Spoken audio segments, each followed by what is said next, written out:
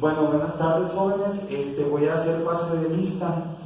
Eric, Cindy, Presente. Yareli, Presente. Esmeralda, Presente. Juan Pablo, Presente. Rosa Isela, Presente. Elizabeth. Presente. Bueno, entonces vamos a iniciar la clase. Pues como saben, con la materia es Historia de México 1, mi nombre es Vicente. El bloque que estamos trabajando es el 4.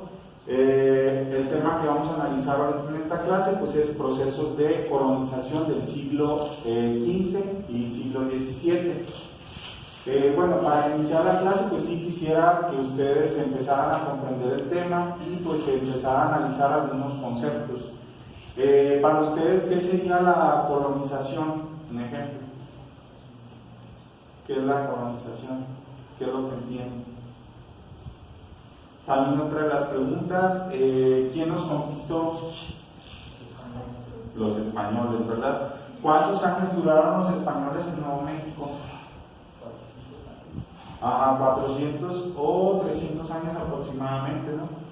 Bueno, entonces ya eso es para conocer un poco el tema, de que más o menos ustedes se vayan familiarizando. Bueno, aquí dice que el siglo XVI comprende de los años 1501 al año 1600. Bueno, aquí ya tenemos lo que es la colonización. Bueno, dice que la colonización es el proceso mediante el cual la soberanía de un territorio o una nación es asumida por otro estado o gobierno. La potencia colonial promueve la implementación de colonos de su propia nación en el territorio conquistado. Ya aquí en otras clases habíamos mencionado que pues existieron varios imperios. Dijimos que el imperio francés, el imperio ruso, italiano, entre otros imperios. El español pues también se considera como un imperio que también estuvo poseyendo parte de territorios de América, y ya mencionábamos como cuáles, Cuba, Guatemala, parte de Estados Unidos y demás. Entonces la colonización es cuando una nación o un imperio somete a otro, puede ser de forma voluntaria o puede ser a la fuerza.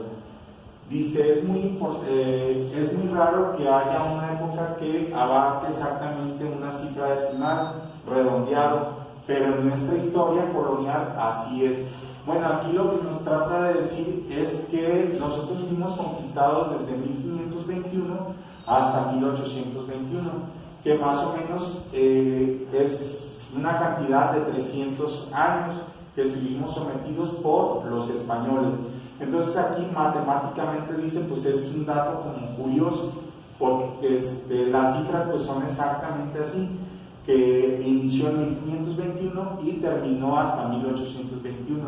Ya decíamos que la rebelión o la independencia empezó en 1810, pero de 1810 a 1821 fue cuando se sacaron a los españoles.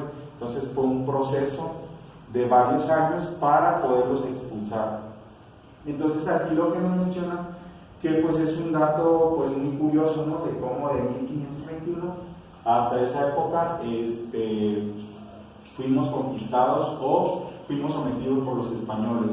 Dice, los 21 años que faltan, que es lo que les mencionaba, a 1821, que es el siglo XIX, fue cuando se llevó el proceso de expulsión de los españoles, donde Miguel Hidalgo y Costilla empezó con ese movimiento en contra de los españoles.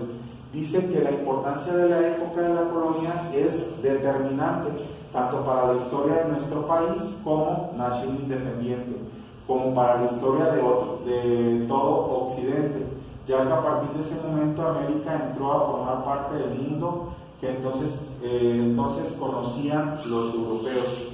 Entonces, después de la independencia, aquí también nos menciona que muchos países o muchos territorios o muchos imperios no querían reconocer la independencia de México. Entonces, pero ya pues fueron varios años para que transcurriera eso y se reconociera México como un país independiente. ¿Cuáles son las ventajas que tenían los españoles? Bueno, ya mencionábamos que tenía experiencia de guerra. En cuanto a salud, pues tenía buenos soldados, o sea, en ciertas condiciones.